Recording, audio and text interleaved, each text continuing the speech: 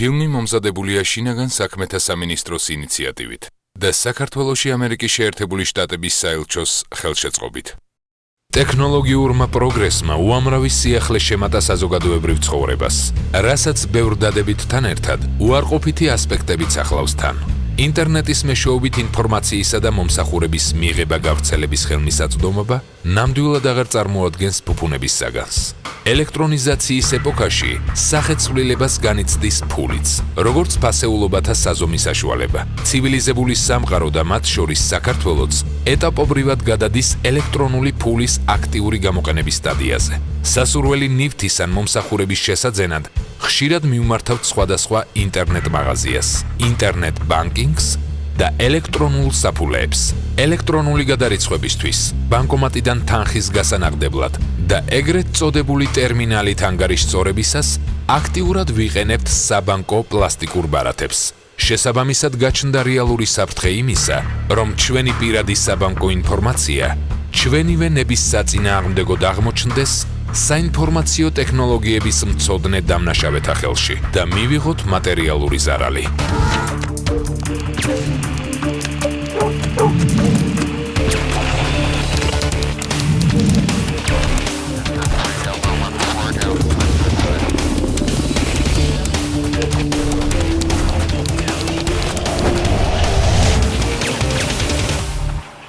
ბოლო პერიოდში ხშირად ხსვენია კიბერდანაშაულის შესახებ. რა არის კიბერდანაშაული? ეს არის ტრანსნაციონალური დანაშაულის ერთ-ერთი სახე, რომელსაც ხშირად მომავლის დანაშაულსაც უწოდებენ. კონკრეტულ შემთხვევაში ყურადღებას გავამახვილებთ კიბერდანაშაულის ერთ-ერთ მნიშვნელოვან მიმართულებაზე, ეს არის ეგრეთ წოდებული ქარდინგი. ქარდინგი გულისხმობს კომპიუტერული დამნაშავეების, ეგრეთ წოდებული ჰაკერების მიერ სხვისი საბანკო მონაცემების კანონდარღვევით მოპოვებას. აქ იგულისხმება საბანკო მონაცემები, რომელიც ფიზიკურად არის მისი მფლობელის ხელში, კერძოდ კი ბანკის პლასტიკური ბარათი. ამ მონაცემებიდან გამოსაყოფია, მნიშვნელოვანია ბანკის პლასტიკური ბარათის პირველ გვერდზე განთავსებული 16 ნიშნა ციფრი, ბარათის ვალიდაციის, მოქმედების ვადის აღნიშნული თარიღი, ბარათის მფლობელის სახელი და გვარი და მის მეორე მხარეს, ბარათის მეორე გვერდზე განთავსებული ეგრეთ წოდებული CVV კოდი.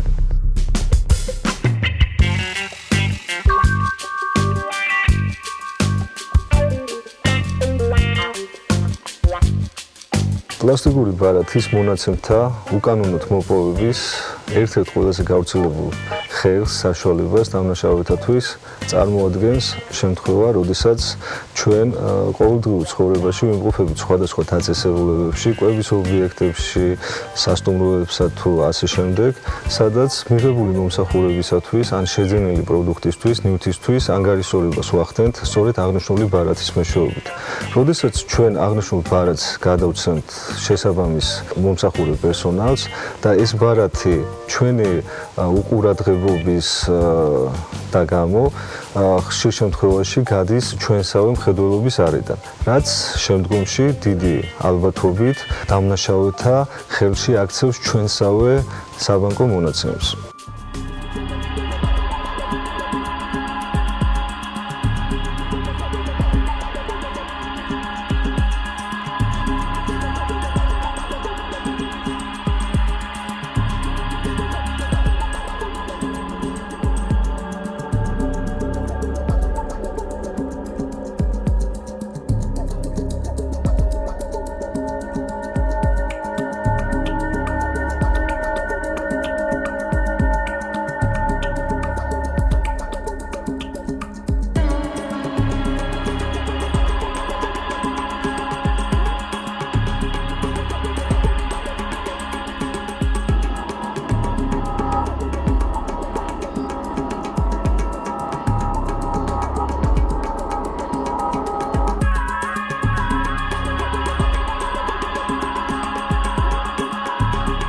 ხშირად ალბათ არ მოგიქცევია ამისთვის ყურადღება, თუმცა შემდეგში გადის დრო, თვეები, შეიძლება წელი და წლები და მხოლოდ ამის შემდეგ ხვდებით, რომ ჩვენი საბანკო ანგარიშებიდან ხდება თანხების არალეგალური მიმოქცევა ჩვენივე ნების საწინააღმდეგოდ.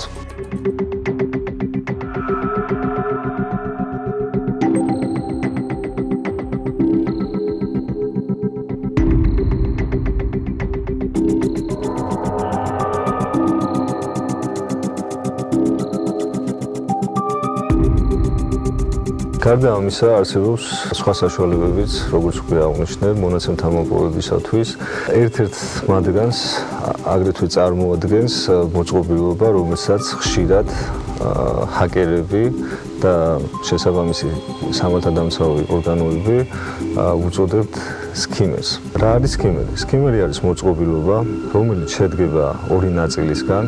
ეს არის ვიდეო თვალი, ასახავს, აფიქსირებს ვიზუალურად ბანკომატის კლავიატურაზე ბარათის მფლობელის მიერ შესრულებულ კოდურ კომბინაციას, ხოლო მეორე ნაწილი არის მოწყობილობა, რომელიც ყენდება სხვათა შორის მარტივად ყოველგვარი სირთულეების გარეშე უშუალოდ ბანკომატის ჭრილზე, სადაც ხდება ბარათის ჩადება შესაბამისი ტრანზაქციის ფულადი თანხის განაღდებისათვის. თითოეულ მოწყობილობას გააჩნია ცალკე მეხსიერების ბარათი და კვების წყარო, ეგრეთ წოდებული ელემენტი. აღნიშნული მოწყობილობით ხდება ერთის მხრივ, როგორც უკვე აღნიშნე, ბარათის პინ-კოდის ვიზუალური ასახვა და ამახსოვრება, ხოლო მეორე შემთხვევაში ბარათის მაგნიტურ ზოლზე განთავსებული ინფორმაციის გადატანა შესაბამის მეხსიერების ბარათზე, რაც შემდგომში ჰაკერებს, დამნაშავეებს საშუალებას აძლევთ აღნიშნული მონაცემებით დაამზადონ ყალბი ბარათის ასლად. სხვისი პლასტიკური ბარათის მონაცემთა მოპოვებისათვის ჰაკერები ხშირად იყენებენ ეგრეთ წოდებულ phishing საიტებს, რაც გულისხმობს შემდეგს. მათ მიერ ხდება შერჩევა აქტიური გამოყენების მქონე ვებგვერდის, ეს იქნება ინტერნეტ მაღაზია, ფულადი გზავნილების განმახორციელებელი ვებგვერდი თუ ასე შემდეგ. ახდენენ მათ კლონირებას, მზადდება საიტის ასლი, სადაც მოხმარებელი ვიზუალური დობით, რომ ეს სწორედ ის საიტია, სადაც მას შეუძლია ფულადი გადარიცხვა განახორციელოს, შედის, შეყავს იქ მისი პერსონალური საბანკო მონაცემები და იმის მოლოდინში, რომ მისი კანონიერი და კეთილსინდისიერი მოთხოვნა იქნება დაკმაყოფილებული, შესრულებული რეალურად მის მიერ დაფიქსირებული ჰაკერების მიერ კლონირებულ საიტზე დაფიქსირებული მონაცემები სხვადასხვა საშუალებით, მათ შორის ხშირ შემთხვევებში ელექტრონული პოსტის მეშვეობით ეგზავნება სწორედ აღნიშნული საიტის დამამზადებელ ჰაკერს, რომელიც აღნიშნულ მონაცემებს შემდგომში იყენებს სხვადასხვა არაკანონიერი მიზნებისთვის. გარდა ამისა, ჰაკერები ხშირად ახდენენ სხვადასხვა საფინანსო ინსტიტუტის მონაცემთა ბაზაზე, სერვერებზე უკანონო წვდომას, მოიპოვებენ იქ არსებულ ინფორმაციას, ახდენენ მისი ასლის შექმნას და შემდგომში აღნიშნული მონაცემებით მათ ეძლევათ საშუალება მიიღონ დიდი მატერიალური სარგებელი. მატერიალური სარგებელი გულისხმობს იმასაც, რომ არსებობს ეგრეთ წოდებული შავი ბაზარი მსოფლიოში, ელექტრონული შავი ბაზარი, ესე რომ ვთქვათ, სადაც აღნიშნული მონაცემები იყიდება გარკვეულ ფასად.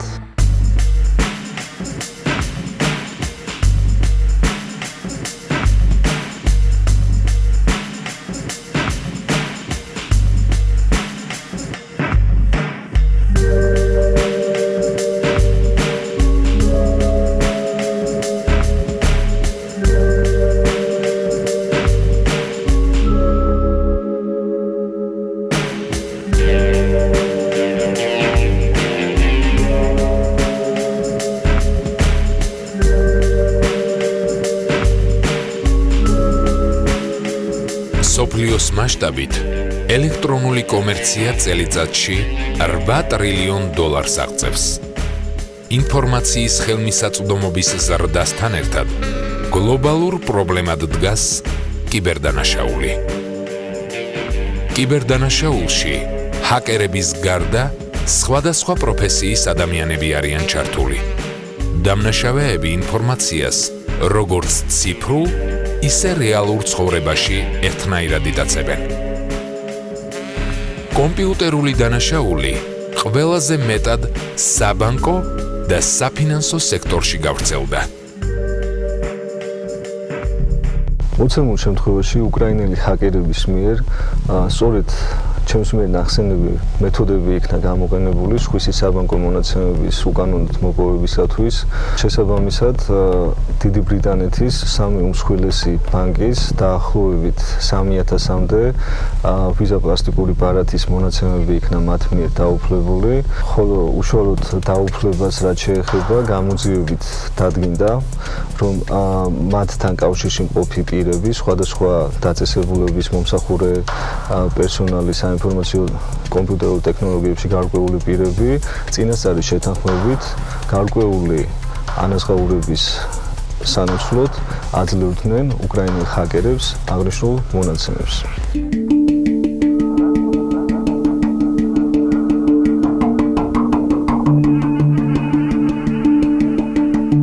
უკრაინელმა ჰაკერებმა ინტერნეტის საშუალებით ქართველი ახალგაზრდები გაიცნეს.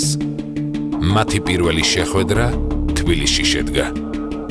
უკრაინელები კარგად მომზადებული გეგმით ჩამოვიდნენ. ამ გეგმის მიხედვით ქართველებს პატარა, მაგრამ ძალიან მნიშვნელოვანი როლი უნდა შეესრულებინათ.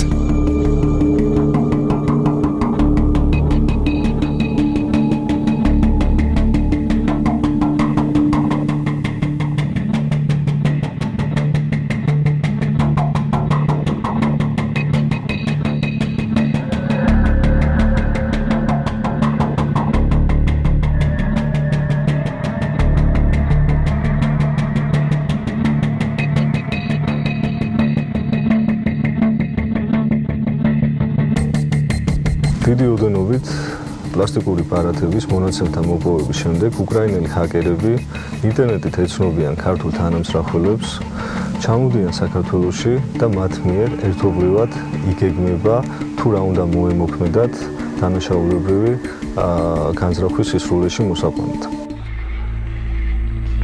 უკრაინელებმა ქართველებს სამოქმედო გეგმა გააცნეს. პირველ რიგში უკრაინელებს ქართულ კომერციულ ბანკებში ანგარიშები უნდა გაეხსნათ. შემდეგი ეტაპი კი ინტერნეტ კაზინოში დარეგისტრირება იყო. საბანკო ანგარიშებზე დამნაშავეებმა მოპარული თანხა დადეს. გეგმა ერთი შეხედვით მარტივი და დახვეწილი იყო. უკრაინელები ინტერნეტ კაზინოს საშუალებით თანხას გადაათამაშებდნენ და მთელი თანხა საბოლოოდ ორ იუზერს დაერიცხებოდა.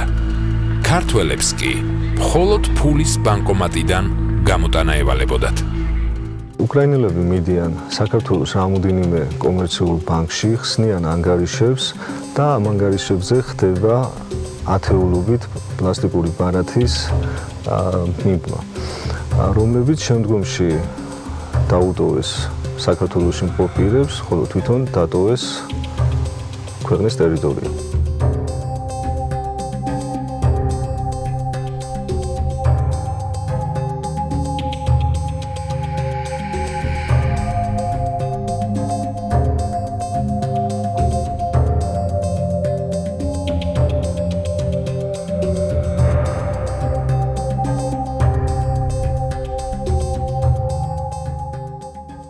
უკრაინაში გამგზავრების შემდეგ ჰაკერები საქართველოს ერთ-ერთ ინტერნეტ კაზინოში ხსნიან ანგარიშებს. დაახლოებით 50 ანგარიში იქნა მათ მიერ რეგისტრირებული, სადაც შემდგომში ირიცხება დიდი ბრიტანეთის საბანკო ბარათებიდან წამოსული თანხები. აღნიშნული თანხები საბოლოო ჯამში თავს იყრიდა უკრაინელების მიერ საქართველოს რამდენიმე კომერციულ ბანკში მათ მიერ წინასწარვე რეგისტრირებულ ანგარიშებზე, ხოლო იქედან ფულადი თანხები ბანკომატების მეშვეობით გაქონდათ საქართველოში მყოფ თანამსახურებს. უკრაინელებმა ინტერნეტ კაზინოში თამაში 50 იუზერით დაიწყეს. რამოდენიმე საათიანი მუშაობის შემდეგ თანხა საბოლოოდ 2 იუზერზე გადანაწილდა. უკრაინელები ქართველ მოკავშირეებს შეეხმიანნენ და დანაშაულის პირველი ეტაპის წარმატებით ჩავლის შესახებ აუწყეს. ახლა ქართველების ჯერი იყო. ჰაკერული გეგმით შესრულებული ფულადი ტრანზაქციების შესახებ სამართალდამცავ უწყებას მომართა ერთ-ერთმა ქართულმა კომერციულმა ბანკმა, რომელმაც თავის მხრივ აღნიშნული თაღლითური ოპერაციების შესახებ შეიტყო საერთაშორისო საგადამხდელო სისტემა ვიზასგან. საერთაშორისო საგადამხდელო სისტემა ვიზადან ერთ-ერთი კომერციული ბანკის მიერ მიღებული იქნა ეგრეთ წოდებული ფროდ რეპორტი, რაც ნიშნავს ბარათის მფლობელის მიერ მის ბარათზე შესრულებული ტრანზაქციის თაღლითურ საბანკო ოპერაციად განცხადებას. ფროდ რეპორტის შესწავლის შედეგად დადგინდა, რომ დაახლოებით რამოდენიმე ასეული ათასი ამერიკული დოლარის ოდენობის ფულადი თანხა თაღლითური გზით მოიხსნა დიდი ბრიტანეთის სხვადასხვა ბანკის მომხმარებლების ვიზა პლასტიკური ბარათებიდან და ქართული კომერციული ბანკის ელექტრონული კომერციის გამოყენებით საბოლოოდ გადაირიცხა ინტერნეტ კაზინოს მომხმარებლების ანგარიშებზე. ბანკის მომართვის საფუძველზე დაინიშნა ოპერატიული თათბირი, შემუშავდა საგამოძიებო გეგმა. გამოძიების პროცესში დამუშავდა ბანკის მიერ მოწოდებული საერთო ტრანზაქციები, სადაც გამოიკვეთა ქალაქის თბილისის 2 რაიონი და იქ განთავსებული ბანკომატები, საიდანაც დანაშაულის ჩამდენი პირები ახდენდნენ ფულადი თანხის განაღებას. პოლიციელებმა ბანკის მიერ მოწოდებული დოკუმენტები გაანალიზეს და სამოქმედო გეგმა დასახეს. პირველ რიგში ისინი დამნაშავეების კვალზე უნდა გასულიყვნენ. დამნაშავეები ფულის გამოსატანად ყველაზე ხშირად თბილისში მდებარე 2 ბანკომატს საკითხავდნენ. პოლიციელებმა მიზანშეწონილად ჩათვალეს, რომ ყველაზე სწორი ამ 2 ადგილის თვალთვალი იქნებოდა.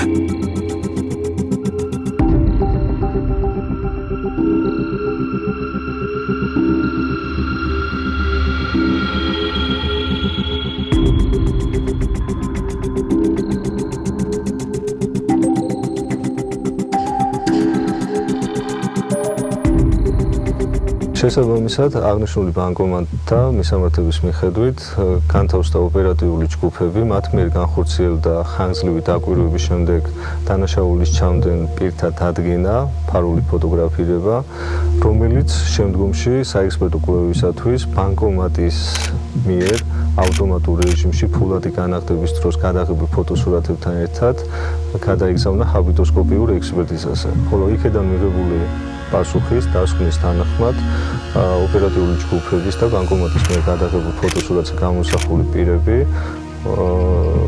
იყვნენ იდენტური. გარდა ამისა, გამოძიების პროცესში შესწავლილი იქნა ინტერნეტ კაზინოს მომხმარებელთა, საერთო მომხმარებელთა აქტივობები, საერთო ტრანზაქციები, მათ შორის IP დაფიქსირებული IP მისამართებიც, რომელიც ასევე დაემთხვა ოპერატიული ჯგუფების მიერ დადგენილ პირთა ფაქტობრივ საცხოვრებელ მისამართს. გარდა ამისა, გამოძიების პროცესში განხორციელდა ჩვენთვის უკვე ცნობილი IP მისამართის მიხედვით ინტერნეტ ტრაფიკის მოხსნა ფიქსაცია, რამაც კიდევ ერთხელ დაგვარწმუნდა, რომ ჩვენს მიერ ოპერატიული კუთხით დადგენილ პირებს ინტერნეტით ინტენსიური კავშირი ჰქონდათ უკრაინაში მყოფ თანამსახურებთან. ჰაბიტოსკოპიური ექსპერტიზის შედეგების გათვალისწინებით და IP მისამართების დადგენით გამომძიებლები მიხვდნენ, რომ სწორ კვალზე იდგნენ. IP მისამართები სავარაუდო დამნაშავეების საცხოვრებელ ადგილს ემთხვეოდა. პოლიციელებმა სწრაფი რეაგირება მოახდინეს და დამნაშავეები დააკავეს.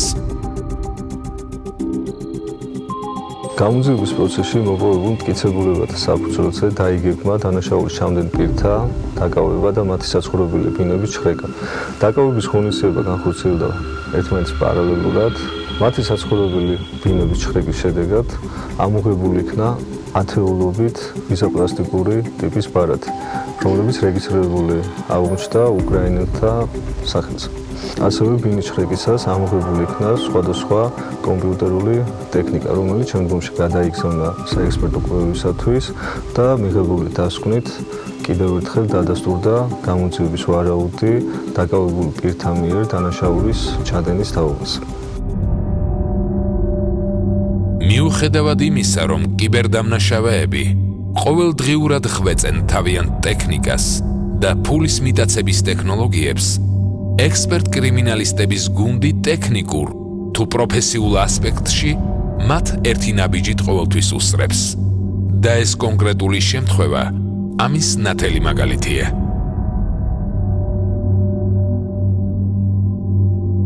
დაკავებულებმა აღიარეს ჩადენილი დანაშაული, ხოლო მათი უკრაინელი თანამსახურების მიმართ ინტერპოლის მეშვეობით ხორციელდება ძებნის ღონისძიება.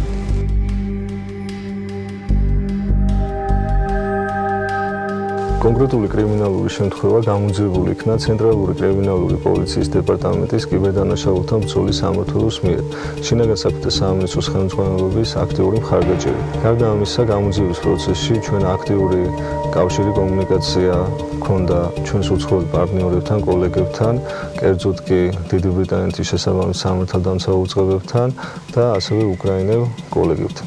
შინაგან საქმეთა სამინისტრო და კონკრეტულად კი ცენტრალური კრიმინალური პოლიციის დეპარტამენტის კიბერდანაშაულთა ბრძოლის სამმართველო აქტიურად განაგრძობს კიბერსივრცეში მომხდარი თითოეული კრიმინალური ფაქტის გამოძიებას და დამნაშავეთათვის შესაბამისი ადეკვატური სამართლებრივი ზომების გატარებას.